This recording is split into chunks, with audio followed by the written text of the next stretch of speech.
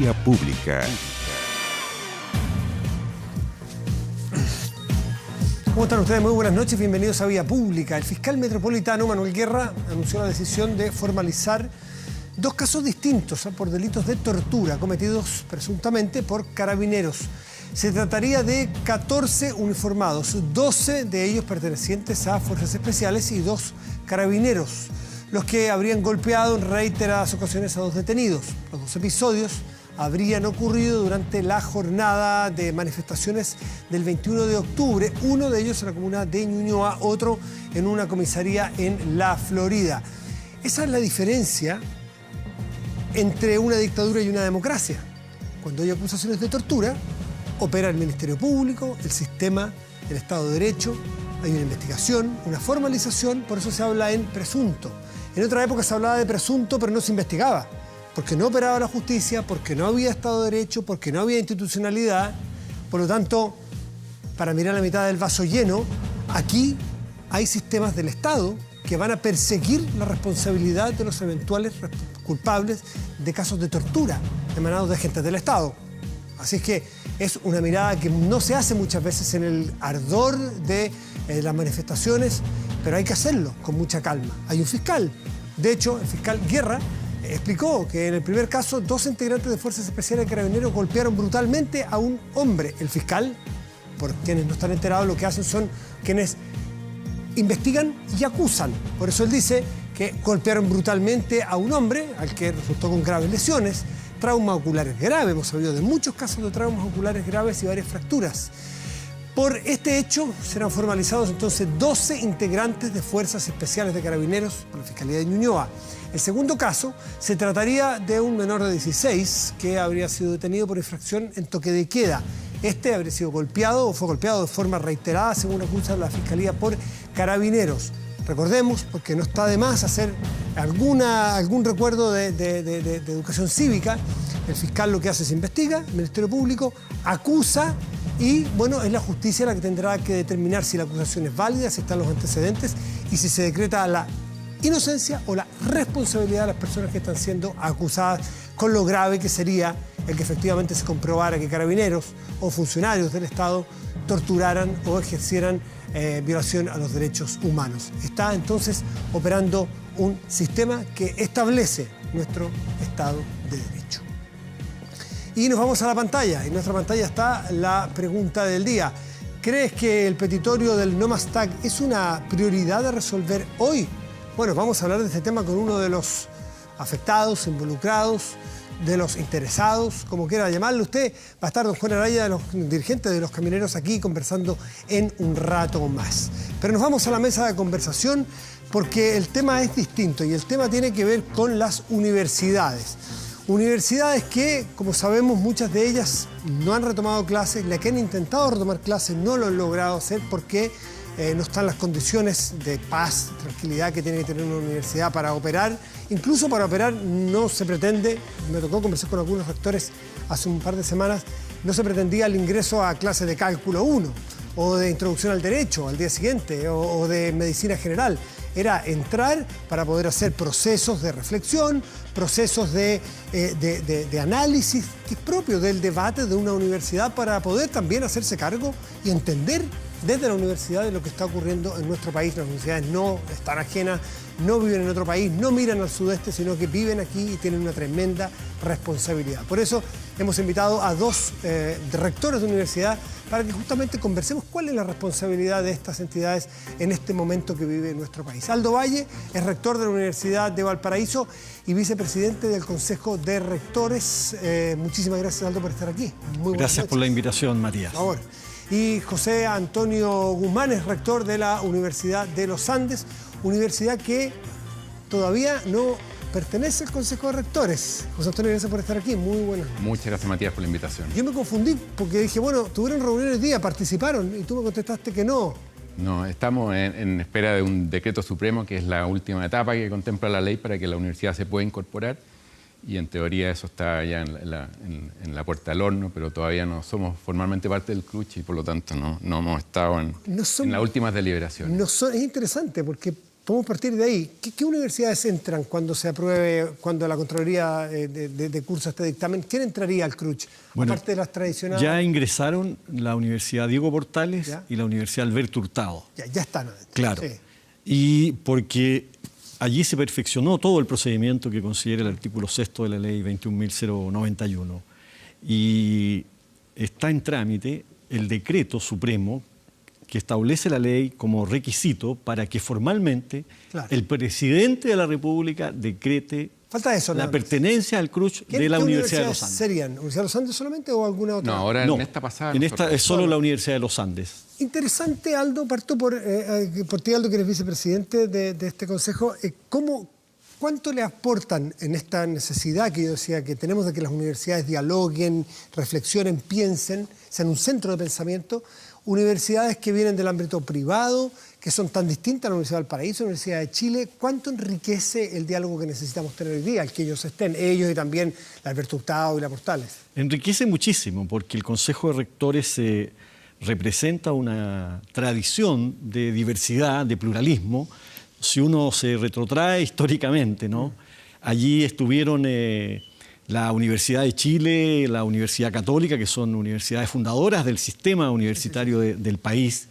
Y luego, al año 1980, había 8 universidades en el país, de las cuales 2 solamente eran estatales. Ahora, eran universidades extendidas a nivel nacional, pero había 6 universidades que integraban el Consejo de Rectores que no tenían carácter estatal y que representaban, en muchos casos, no el impulso de la sociedad civil o de grandes benefactores, como es el caso de Federico Santamaría o el caso de la Universidad Austral, de la Universidad de Concepción, que son universidades públicas pero que no tienen un carácter estatal.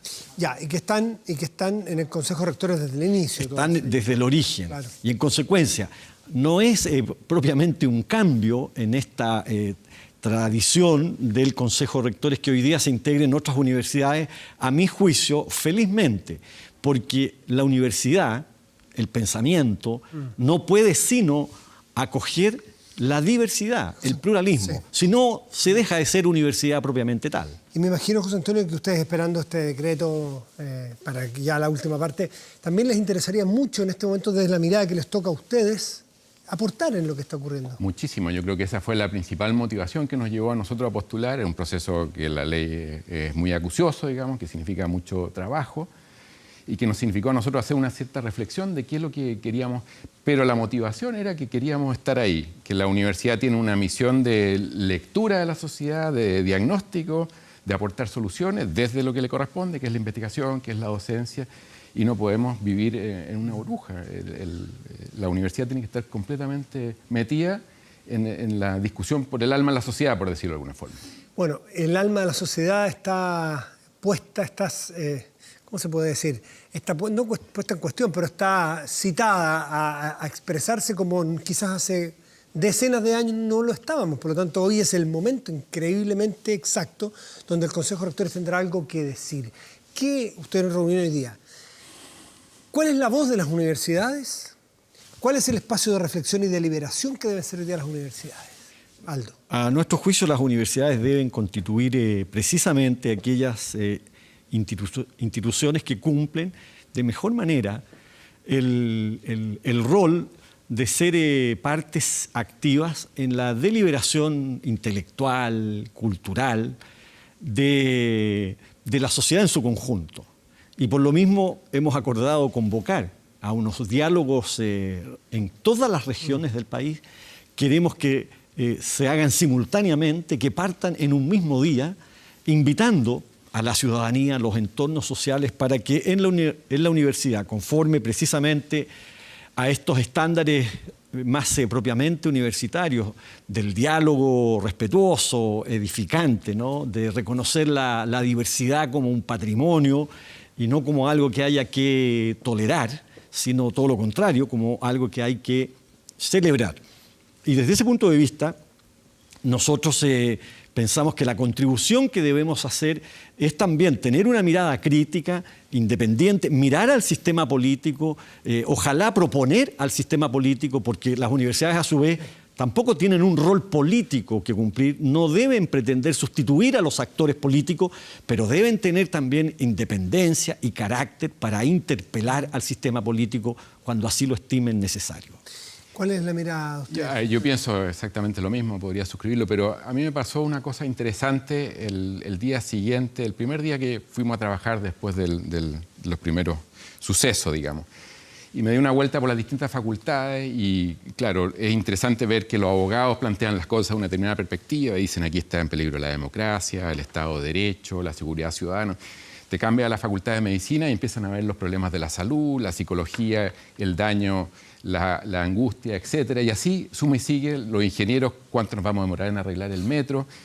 Y el tema es que las universidades a veces, con esta vocación de diálogo que dice Aldo y escribe muy bien, están un poco a veces ensiladas, digamos, y la nuestra es un poco distinto porque es más pequeña pero en cantidad de gente, pero el tema es cómo las universidades pueden cumplir este papel de entender los problemas sociales cuando cada uno, en principio, está dedicado a su propia óptica, a su propia perspectiva.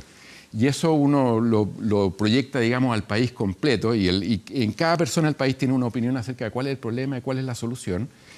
Y en la universidad se puede dialogar más, pero la universidad también tiene el desafío de lograr este trabajo, llamémoslo interdisciplinario, para el cual en la universidad hay poco incentivo en general. Me temo que ustedes estén hablando nada personal, desde la teoría de lo que es una universidad, de lo que debiera ser, del ideal universitario, renacentista, uno piensa. Pero cuando vemos muchas universidades en Chile hoy día que no pueden abrir las puertas porque la violencia no permite ni un diálogo, ni un minuto de diálogo.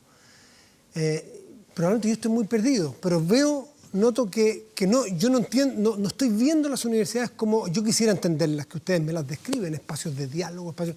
Veo que se aleja la racionalidad, Aldo, muchas veces en alguna generación de estudiantes hoy.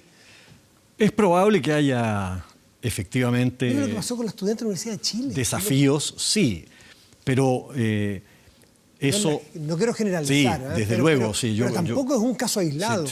No es un caso aislado, pero nadie podría negar que en esa universidad específicamente, ¿no?, se reúnen tradiciones intelectuales, culturales distintas y que en definitiva Chile cuenta hoy día con un sistema universitario que representa las diversas tradiciones que animan el pensamiento del país. Pero eso, insisto, nuevamente yo siento que tú vas al ideal histórico, al ideal incluso originario de una universidad. Pero tú sientes que en las universidades en general, para no poner nombre ni apellido, en general, se está dando esa cancha especialmente rayada para que allí jueguen 22 jugadores con las normas que todos nos conocemos, es decir, que los estudiantes vayan a estos centros de pensamiento y reflexión y que la violencia quede fuera y que puedan dialogar quienes piensan distinto, ¿o no hay un matonaje de unos contra otros? Yo creo que hemos perdido ciertos buenos hábitos cívicos para el diálogo y el respeto de la diversidad. Ahora, creo que eso no acontece solo en la universidad. No. Yo creo que la sociedad chilena tiene una dificultad, yo creo que el sistema político tiene esa dificultad, no más que en la universidad se hace presente, entre otras cosas, porque la universidad es una institución abierta que tiene otras reglas y que permite o hace posible la expresión a veces de situaciones que nadie querría.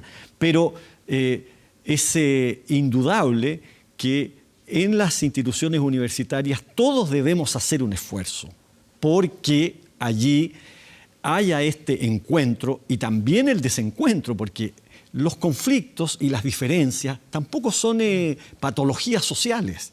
Es necesario que los países tengan, lo importante es que se puedan encauzar, es que se puedan resolver conforme a procedimientos institucionales. Y nadie se siente excluido a priori. Claro, y si en las universidades ha habido estas manifestaciones, lo que está pasando ahora en el país muestra que pareciera que eso no era dentro de la universidad, sino más bien fuera de la universidad, en la sociedad, no más que se manifestó incluso anticipadamente como una conflictividad dentro de la universidad. Y entonces la pregunta debiera ser más amplia. ¿Qué pasa en la sociedad chilena que llegamos a este punto? Estoy con dos rectores universitarios. José Antonio, ¿cómo ves tú? ¿Hay espacio en las universidades, en la universidad chilena, voy a poner el marco súper general, para que se dé este debate de ideas donde la diversidad actúe cada uno de su óptica para sacar conclusiones?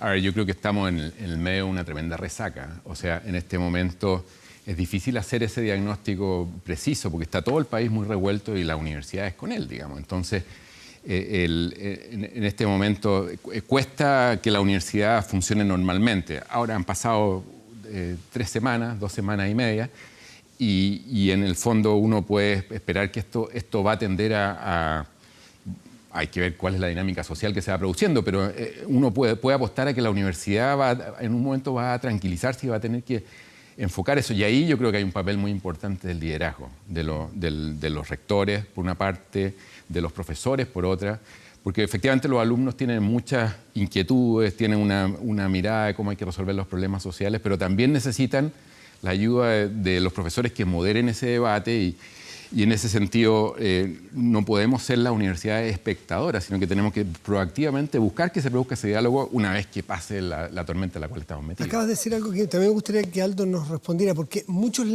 tienen múltiples lecturas de esta crisis, múltiples, sociales, económicas, políticas, pero algunos de ellos, si se quiere más sociológico, es que es una generación de estudiantes con una generación de adultos que no sabe ejercer cierto nivel de autoridad. Autoridad no es autoritarismo, autoridad.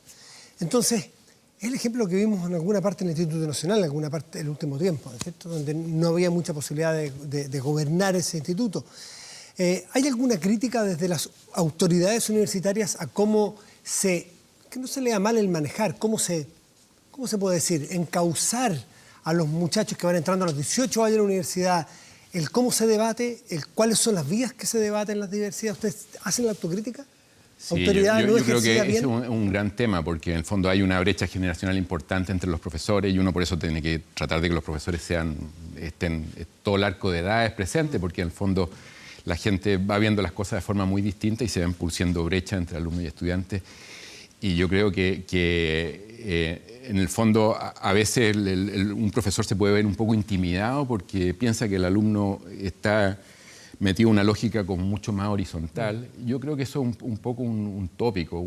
Siempre el alumno es receptivo a un planteamiento inteligente, requiere un esfuerzo por parte del profesor para plantear el debate, para tener empatía con lo que el alumno está planteando, pero hay que asumir ese liderazgo.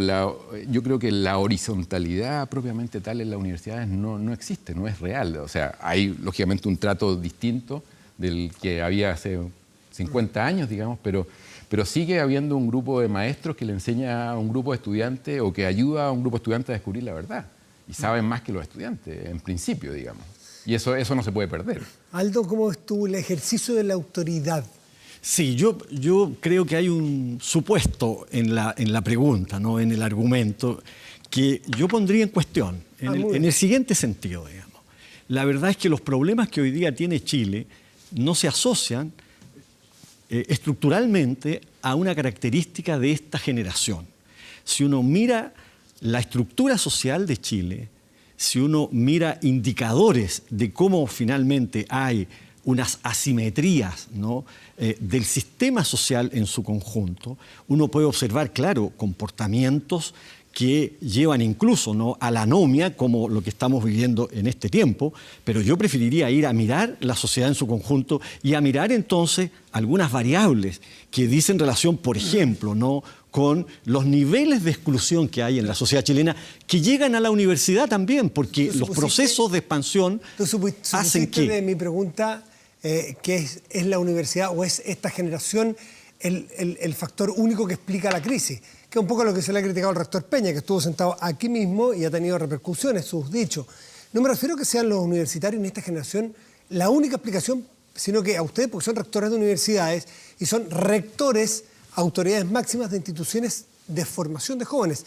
No creo que ese sea el problema total. Se lo estoy planteando de manera parcial de la universidad. Sí, yo discrepo, digamos, de que se trate de alguna particular relación entre la autoridad y los jóvenes. Yo muchas veces me ha tocado vivir la experiencia de que al ponerse en el lugar de las demandas que hacen los jóvenes, lo cierto es que no hay nada irracional, no hay nada que sea pura subjetividad o solo circulación de la pulsión juvenil. De verdad creo, digamos, en que a mí me tocó vivir una experiencia en la Universidad de Valparaíso. Los jóvenes hicieron una crítica en su momento a la universidad y en el año 2007 y a mi juicio, tenían toda la razón y el tiempo demostró, y yo reconozco hidalgamente, que esa porfía de los jóvenes fue de verdad para la Universidad de Valparaíso muy importante. Y yo creo que el país también hoy día tiene una juventud interpeladora que nos reclama con crudeza faltas, déficits que tenemos en el sistema económico, que tenemos en el sistema político,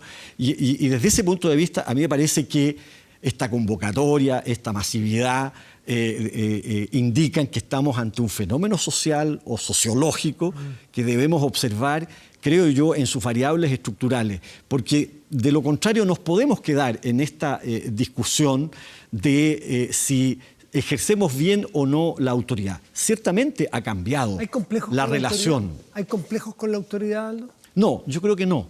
Yo creo que no hay complejos con la autoridad. Lo que uno debe entender, digamos, es que autoridad es sobre todo buen gobierno. Si hay liderazgos claros, si los adultos somos consecuentes, si los adultos efectivamente actuamos con probidad e integridad, los jóvenes nos respetan.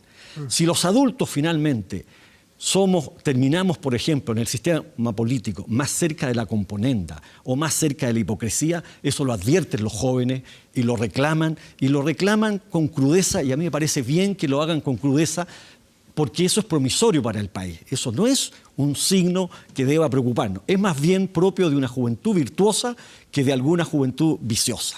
Yo en ese sentido comparto que los estudiantes universitarios y la generación actual tiene muchas intuiciones muy buenas, muchas convicciones muy fuertes, un gran idealismo, un deseo muy genuino de solucionar los problemas. Pero lo que tiene que hacer la universidad es interpelar su racionalidad, digamos. En el fondo, decirle ya, esto está bien, este es un buen punto, pero ¿cómo lo desarrollas? ¿Cómo lo llevas a cabo para que sea viable, para que signifique una mejora social, no signifique una ruptura? En ese sentido, tenemos el deber y tenemos las herramientas en la universidad como para estresar a los estudiantes y lograr que ellos vayan puliendo sus planteamientos. Y eso es propio, digamos, del proceso de aprendizaje, y en eso a los profesores les cabe un papel fundamental, pero sin despreciar para nada el idealismo, la convicción. Por supuesto. Aldo, hoy día estuve leyendo una entrevista tuya que hablabas sobre, sin querer imponerle a nadie, pero tu visión sobre este debate constitucional y tú abiertamente sostienes que la única vía, que me parece que usaste ese término, la única vía posible para poder encauzar esto y poder dar un paso adelante es una asamblea constituyente, ni siquiera una nueva constitución, es una forma además de constitución que es la asamblea constituyente. ¿Por qué, teniendo la responsabilidad de ser quien eres, el cargo que tienes, te juegas por una de las opciones de manera cerrada o de manera tan clara? Sí, sobre todo porque veo al sistema político del país, en esto entiendo al Congreso Nacional y al Poder Ejecutivo, con una cierta inhibición cuando son ellos precisamente los que deben hoy día tomar un protagonismo decisivo. ¿Por qué? Porque la propia Constitución les otorga una facultad. Les otorga la facultad de arribar a un acuerdo constitucional y a partir de eso, por la vía institucional, convocar a una asamblea constituyente sin alterar el Estado de Derecho vigente, ¿no? Sin invadir atribuciones del presidente de la República, sin invadir atribuciones del Congreso Nacional, que tenga como tarea, luego de un tiempo, ¿no?, elegida esa asamblea, ¿no?, proponer al país un texto constitucional que puede tener diferencias con el actual, que puede ser más cercano, nadie puede decir qué contenido va a tener, pero que en definitiva deja en manos de ese tercero legítimo, que es la comunidad de ciudadanos, que decida este conflicto que yo creo que traemos hace tiempo, no más que en algún momento el crecimiento económico nos lo permitió diferir. Pero el crecimiento económico se agota porque no es infinito, dependemos de otros factores, y hoy día entonces, al cabo de unos años, está haciendo mella y necesitamos de un acuerdo constitucional. Ojalá de manera pacífica, y ahí veo, creo yo, por lo menos, que el sistema político no está respondiendo, teniendo la facultad, porque la Constitución de 1980, no obstante su vocación autoritaria que creo yo que tiene, le da atribuciones a estos órganos para encauzar este proceso político, y es mucho mejor que convoquen a elegir una asamblea constituyente a estar compartiendo a veces una comida con el aroma o la molestia de las bombas lacrimógenas o teniendo que escuchar los ruidos de los helicópteros, ¿Crees que esto porque puede eso no es ayudar a pacífico. solucionar esto? ¿Tú tienes alguna opinión sobre esto que quieras hacer pública? Una opinión personal, porque yo Sí. creo que en la universidad nuestra y en todo hay muchas opiniones, por lo tanto yo no puedo hablar a nombre de la universidad, pero yo creo que este tipo de cosas no hay que hacerlas en caliente, digamos. Yo creo que está todo muy alterado, tenemos que ser capaces de llegar a un acuerdo de convivencia previo y pensar con tiempo acerca de cuáles son los cambios constitucionales que hay que hacer, pero en el fondo, en el fragor de este nivel de digamos, conflicto social, me parece que en el fondo es jugar a la ruleta rusa. Puede salir bueno, puede salir malo. José Antonio Guzmán, Aldo Valle, les quiero agradecer a los dos rectores de universidades de Valparaíso y Los Andes estar esta noche conversando, compartiendo un poco cuál es el sentir de algunos rectores de universidad. Me imagino que entre ustedes conversan bastante en un momento crítico que todos tenemos algo que opinar, escucharlos para poder aportar a este debate nacional. A los dos muchas gracias, muy buenas noches. Muchas gracias por la invitación. Muchas gracias a ti, Matías, por la invitación. Ahora, vamos a hacer una pausa, ya volvemos aquí en Vía Pública. La pregunta está planteada, los invitamos a participar en nuestro fanpage de 24 horas. ¿Crees que el petitorio de No Más TAC es una prioridad a resolver hoy? Sí, el 66%, no 34%. A la vuelta entramos en ese tema. Pausa y volvemos, espérenos.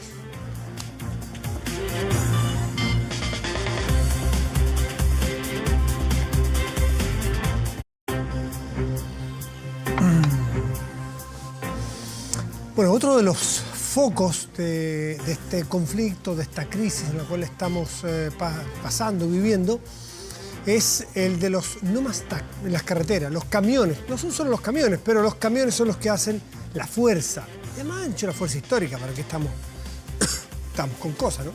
Es cosa leer un poco la historia, que los camioneros han sido determinantes en la historia reciente de nuestro país. Por lo tanto, cuando existe este llamado al no más TAC, y a no bloquear, pero sí a congestionar carreteras como medida de presión, es interesante saber qué están pensando. Porque la cosa no ocurre solamente hoy día, en esta jornada de manifestaciones, que las vimos, sino que qué están pensando para mañana, para pasado mañana, para el próximo año, 2-3 años más. Para eso hemos invitado a don Juan Araya, presidente de la Confederación de Dueños de Camiones, un dirigente histórico. Don Juan, muy buenas noches, gracias por estar aquí. Buenas noches. Tanto que conversar, ¿no? Pero Mucho. cuénteme, partamos del hoy al mañana también, ¿cómo fue la jornada de hoy? Yo creo que estos son reventones que se producen porque la gente está aburrida. La mayor parte de la gente que participa en esto está endeudada, pero porque el tema del TAC, el contrato del TAC que se hizo hace 15 años, lo hicieron los concesionarios, no lo hizo el Estado. Porque en esa época se le ofreció participar aquí.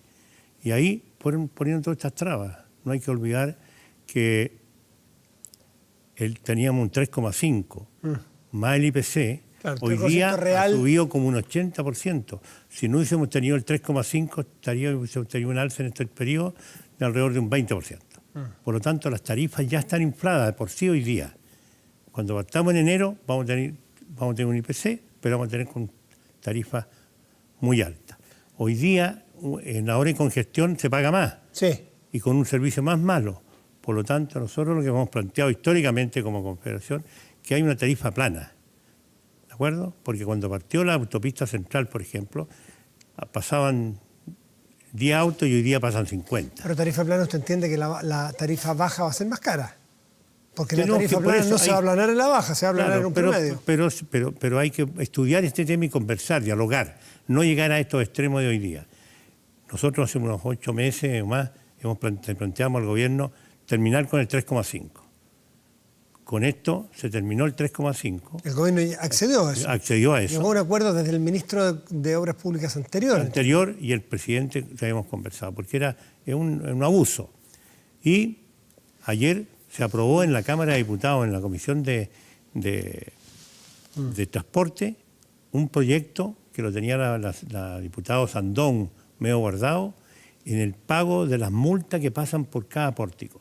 Yo no pagué el TAC, me cortan el TAC, al pasar por 10 TAC me cobran 10 multas. Entonces, por lo tanto, este proyecto fue aprobado por unanimidad ayer por la Comisión de Transporte, el martes se vota en sala y después pasa al Senado, yo creo en un mes o 2 meses va a estar listo, donde van a pagar un solo pórtico a la persona que no tenga TAC. A ver, hagamos un pelito de historia, porque cuando parten las concesiones, parten como una forma de el Estado tiene que invertir 100 en carreteras. Sí. ¿Los invierte el Estado o los invierte un privado? Si lo invierte el Estado, bien, lo invierte el Estado, pero deja de invertir en otras cosas. Decide ocuparse de otras cosas y las carreteras las concesiona, o muchas de ellas. Las concesiona y le dice al privado, usted opérela y pague un TAC.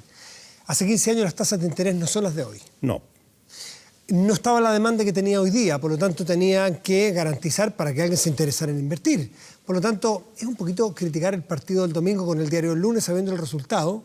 Usted sabe que es lo que ha pasado estos 15 años, pero también las autoridades fueron lo suficiente, las de entonces, lo suficientemente diligentes para producir un sistema de infraestructura que Chile no tenía.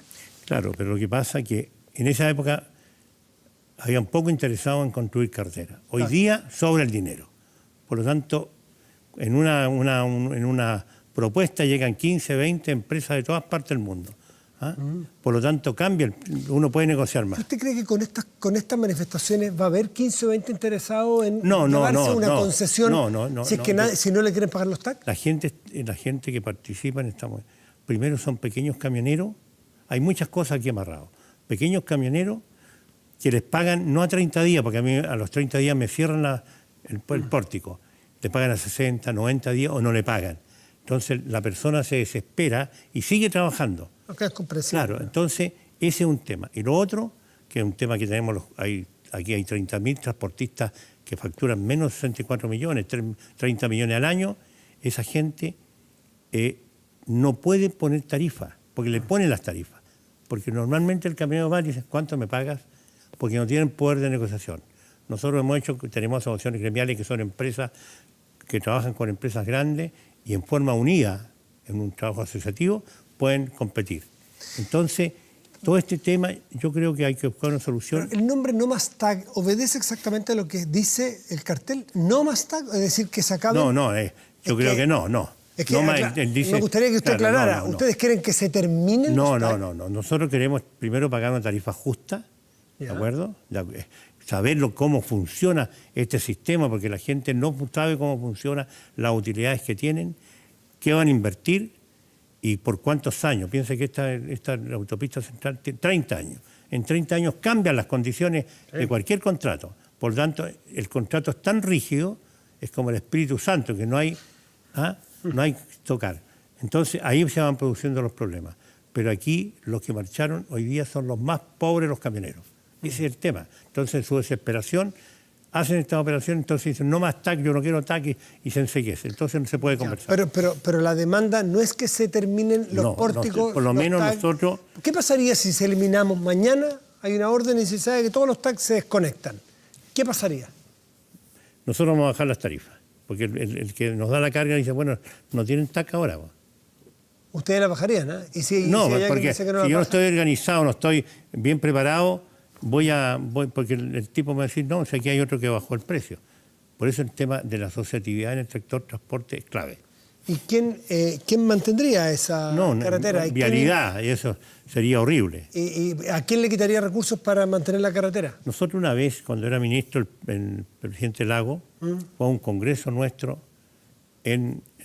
tuvimos nosotros un congreso, y nos dijo, yo voy a dejar con autopista hasta Puerto Montt. Y nos miramos, pensamos que estaba loco, porque antes hay una sola vía para Puerto Montt. Entonces él cumplió con este sistema y tuvo que hacer malos contratos. En la ruta urbana, interurbana, cada 100 kilómetros hay un peaje. Y en las nuevas van a haber TAC. Por lo tanto, en 100 kilómetros pagar 7.000 pesos un camión es distinto a pagar un camión hoy día. El camión paga 3 veces lo que paga un auto. Cuando uno ve 500 pesos, ese camión está pagando 1.500 pesos. Y de repente hay abuso, como hay un TAC que está en entrada pasado el puente Maipo, que es carísimo y no tiene alternativa a la persona. Por lo tanto, si yo me vengo por el bypass del acceso sur, hay 900 pesos y 400 pesos en el peaje con garita. Por lo tanto, yo creo que hay que buscar solución. Aquí hay que buscarle la solución a la gente Ya, que pero está... es bueno decirle a la gente, lo que está aspirando los no más TAC no es a que se terminen los TAC. No, nosotros no. Es a que negociar tarifas No. nuevas, dado que han pasado muchos años de algunos contratos y que las tasas de interés en el mundo hoy día están suficientemente bajas que les permite a las autoridades Ha cambiado en renegociar estos los 15 contratos. años, ha cambiado. Ya. Por lo tanto, nosotros como Confederación no estamos porque se suprime el TAC. Ya, eso, sino eso es interesante. queremos que tengamos una tarifa justa. Lo que estamos haciendo ahora, con las nuevas licitaciones que vienen, por ejemplo, Los Ángeles, Angol, la gente nuestra participa con la empresa, con la empresa, y vemos cuál va a ser el precio que vamos a tener. Don Juan, es difícil preguntarle cuál es el precio justo porque ahí depende del tramo, depende del lugar, depende de los años de concesión de la carretera, depende de tantas cosas. Pero ¿usted tiene un valor promedio hoy día que pagan ustedes por kilómetro? En carretera pagamos alrededor de 80 pesos, 70 pesos, 80 pesos. 80. En carretera. En carretera. En la autopista, que están algunas muy espectaculares. Ya, 80 pesos. Usted ha hablado de precio justo. ¿Cuál sería el precio justo? Hay que estudiarlo, Pero sentarse a me estudiarlo. imagino que hace una paralización de un día de las carreteras del país. Tendrán estudiado el número para plantear. No está estudiado este número aquí, hay que estudiarlo. Hay que estudiarlo, sentarse a dialogar y conversar. Y nosotros buscaremos asesores nuestros y los concesionarios. ¿Ah? ¿Por qué? Porque la presión es tan grande que este negocio se puede terminar. Aunque no vengan de otro país a invertir en ninguna cosa y nos quedamos así. Don Juan, Hay autos y camioneros que la multa que tienen con el tema municipal es más caro que el camión. don Juan Araya, me gustaría que me explicara ese mito que dice los camioneros están pidiendo no más TAC y ellos dicen, estoy repitiendo, no suscribo como propio este juicio, son unos patudos porque la verdad que ellos le cobran al contratante del flete. Yo le contrato el flete, los costos son combustible, depreciación de mi camión, las horas de trabajo del chofer, el TAC, y después se lo cobro yo a la persona en el flete. Entonces, ¿qué? Ustedes, si le eliminan el TAC, se quedarían con eso los camioneros. No. ¿Qué responde a lo que dicen, que una crítica que no suscribo? Porque Primero, no conozco el tema. nosotros no estamos como confederación en este tema no al TAC. Nosotros que peleamos por el 3,5, lo obtuvimos. Estamos en un proyecto de ley que va a eliminar las 10 pasadas que puedo hacer yo entre el puente del Maipo y Quilicura, va a quedar una sola pasada. ¿Ah? Por lo tanto, si yo no tengo los recursos, no puedo pagar, voy a tener un parte como castigo, porque también hay frescos que no pagan nada. Bueno, el tema es que nosotros, los camioneros más pequeños, en forma individual, está en manos de un comisionista, operador logístico, y nosotros le decimos corta-cola. Ya. Entonces el corta-cola le da trabajo a uno, le corta un 10% del trabajo y las tarifas, él baja la tarifa del camionero y no calcula el TAC, no calcula la depreciación del camión o los neumáticos. Entonces vive el día. Ese es el tema del pequeño Pero el transporte. cortacola, si es que cortan el TAC, el cortacola se va a quedar con la rebaja del TAC. Por eso, pero es tanta la desesperación del camionero de que tiene que trabajar para poder seguir viviendo. Está bien, eso es razonable. Claro, nosotros lo justo es, cuando podemos negociar, ponemos una tarifa para poder, con todos estos gastos que tenemos. Pero hoy día ese es el tema. Y si le cortaran el TAC, ¿llegaría ese beneficio al camionero más pobre que dice usted, que son pymes, que No, tienen un solo camión? No, si aquí el tema, no podemos estar tan extremistas, no al TAC. Tenemos que tener un TAC, tenemos que, fue de justicia el 3,5 menos, yo creo que fue eso en todos los Bueno, gobiernos. porque usted lo da por hecho y no todo el mundo sabe de qué se trata. Explique un segundito. El 3,5, que se eliminó. Las autopistas urbanas tienen un 3, si no hay inflación, se reajusta un 3,5. Inflación más 3,5. Más 3,5. El año pasado fue un 6,7 y el otro el año pasado 6. Entonces tenemos más de un 10% en 2 años. Y la IPC fue... Y lo que acordó el Ministerio de Obras Públicas con las concesionarias para estas autopistas urbanas a partir del 1 de enero del 2000. Claro, y dicen que en 15 años más, no sé si vamos a andar que va a haber un reajuste, pero solamente IPC. Claro. No el 3,5 o el C, lo que fuere más. O sea, Claro, porque termina el periodo, se relicita. Exactamente. Puede ser la misma, porque hay un proyecto de hacer un túnel ahí en General Velázquez, tercera pista, y el famoso nudo de Quilicura, que hay que hacerlo, que eso es mucha plata. Don Juan, usted representa, conversamos afuera, a muchos, ¿cuántos son? 131 asociaciones gremiales, tenemos 15.000 camioneros que son más bien dueños de una máquina. 2 o 3 máquinas, también tenemos empresas grandes. Que son pymes chiquititas. Que una rebaja del TAC, por ejemplo, que claro, podría ser beneficioso para aquellos camioneros que viven al día, que viven muy apretados, que están muy complicados. Y que no le pagan. Y que no les pagan porque les pagan a 30, 60, 90 días. Pero sería un gran beneficio para las grandes flotas de camiones que son probablemente de las personas más ricas de este país. Y que ellos dirían, felices, no más TAC. Imagínate, tengo 1.500 camiones, me ahorro 1.500 TAC, topan para adentro. No, pero no, siempre van a existir los 30.000 camioneros. Ya, está bien. Van a existir. Ya, pero no ¿Ya? sería. Pero nosotros ¿acaso estamos por un pago justo. no sería poco focalizada Sí, una política de pero ese tipo que favoreciera a gente que sí puede No, pagarlo? nosotros lo único que queremos es que haya una tarifa justa.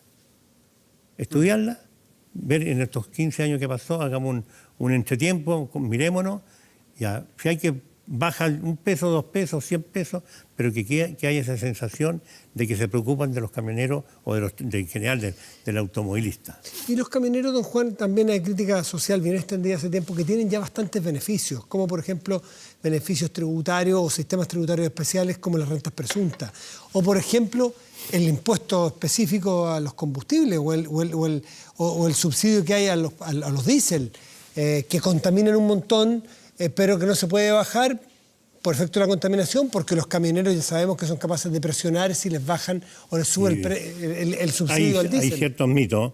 Hoy día los camiones son Euro 6, contaminan menos que un auto, por lo tanto la renovación del parque ha sido grande.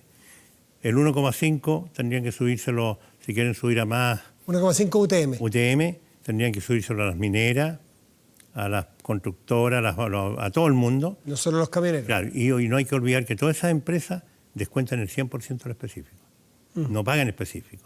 En cambio, nosotros pagamos, obtuvimos un beneficio que el 80% para los más chicos, ¿ah? Y 31% para los grandes. Es un beneficio porque nosotros, las carreteras no son libres, pagamos las carreteras. En una conversación franca y de todos los temas que atañen a su gremio, ¿ustedes estarían por hacer un cambio y compensar por otra parte subsidios, pero a que se le restara el subsidio al diésel para evitar contaminación, ya que estamos con una preocupación de lo verde, de lo ecológico, del calentamiento global? Bueno, pero el tema... No solo contaminan los autos, también diésel, pero, Sí. pero el precio del diésel tiene mucho que ver con la presión que Pero hacen los nosotros camioneros. estamos produciendo, entonces, si subiera a 6 UTM, como quieren, va a subir el flete y va a subir el EPC. No, por supuesto. Entonces, pero por eso le dije entonces, compensando. Si la comunidad está sujeta, porque cuando ahora mismo decían, no, ahora no tenemos flete, los camioneros subieron el flete, con todos estos problemas que tenemos hoy día. Entonces, si subiéramos 6, tendrían que pagar más flete, teóricamente, y tendríamos productos más caros. Y si se les compensara lo que entregan hoy día por subsidio los combustibles, ¿ustedes estarían abiertos a que se subiera? No lo hemos discutido eso. Y frente a la renta presunta, en el país hay, en total en el país hay 130.000 personas que tienen renta presunta. No 200.000 ni pueden hacer, porque está muy amarrado. La gente nuestra, estos 30.000, una parte tiene 16.000 tienen renta presunta. Entonces estamos esperanzados que con la reforma tributaria, con el 14 TER, sea tan amable para la gente puede en un periodo puede traspasarse a la contabilidad completa que la va a llevar impuestos internos. A este sistema integrado. Claro, Sí. vamos a tener eso. Por lo tanto, queremos que la gente vaya creciendo, porque el que tiene renta presunta tiene problemas en el banco, no puede crecer, entonces este es un beneficio que muchas veces puede ser mal entendido. O sea, puede ser a veces no tan beneficioso. Por eso, pero son beneficios que tenemos. Nosotros Siempre conscientes los camioneros del poder que tienen, porque en la memoria está que los camioneros son capaces de parar un país. Miren, en este periodo El llamado a la responsabilidad que muchos, me imagino, los presionarán a que hagan tema algo. de estos problemas que han habido hoy día, de repente uno como dirigente tiene mucha presión o aparece en WhatsApp, vamos a parar los camioneros. La gente fue entendiendo que nosotros cumplimos una función. Primero, no podemos dejar de desabastecer a la gente. Y no vamos a estar en una carretera Estamos de acuerdo con todos los que se pide, pero tenemos que dialogar, conversar y trabajar de manera, porque nosotros servimos al país en periodos muy críticos de terremotos, en tema del año... ¿Usted recibe muchas presiones para parar el país, para parar las carreteras? Porque muchos cantan la sirena y dicen, paren los camioneros, no vamos a parar. Don Juan Araya, muchísimas gracias por estar aquí esta Gracias noche. por... Que esté muy bien. Bien. Vamos a hacer una pausa y ya volvemos aquí en Vía Pública.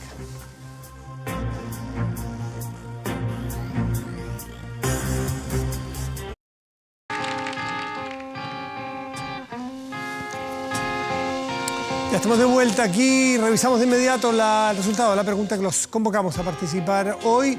Si crees que el petitorio de No Más TAC es una prioridad a resolver hoy, 68% cree que sí, 32% cree que no. Vamos a nuestro portal de noticias 24horas.cl. Y tiene en portada el proyecto de ley de sueldo mínimo garantizado, quienes pueden obtener este subsidio. Ojo, no confundirse con el bruto y el líquido, porque los 301.000 pesos de salario mínimo de hoy legal en Chile es bruto. Después son los descuentos por salud, por qué sé yo, pensiones. 301 bruto. Eso da, descontándole, qué sé yo, un 20%, que son 60.000 pesos menos. Da 240 líquido. Ese es el salario mínimo hoy día, líquido. Pero cuando lo que plantea el gobierno del mínimo garantizado, 350, son un bono de 49.000 pesos. ¿Ok? Del 301.000 pesos, que es el bruto, 49.000 para llegar a 350. Por eso el líquido no va a llegar a 300. Puede sonar complejo, pero a no confundirse entre bruto y líquido para las personas. Y atento quiénes son los que pueden obtener este subsidio, que va directo a una cuenta corriente, no va a través del empleador, directo a la cuenta corriente o la cuenta RUT o cuenta vista del beneficiado. Ya. Vamos a otros temas, vamos al tiempo, ¿le parece? Las temperaturas. La temperatura de hoy, en este momento, es de 17 grados con 4 décimas en la región metropolitana. Para mañana y pasado en nuestra región capital será la siguiente. El jueves se espera cielo despejado, una máxima de 32. Para el viernes, cielos parciales, una máxima de 30 grados. Revisemos qué ocurrirá en otras regiones del país. Bueno. Ahí tenemos en Los Ángeles, región del Biobío, tendrá cielos parciales y una máxima probable de 24 grados. Y Ovalle, región de Coquimbo, cielo despejado en máxima 32 grados. De fondo escuchamos a los estadounidenses, norteamericanos de Aerosmith, quienes un día como hoy, 6 de noviembre, pero ya hace 49 años, en 1970, hicieron su debut en los escenarios. Fue la primera vez que la banda liderada por Steven Tyler se presentó en público.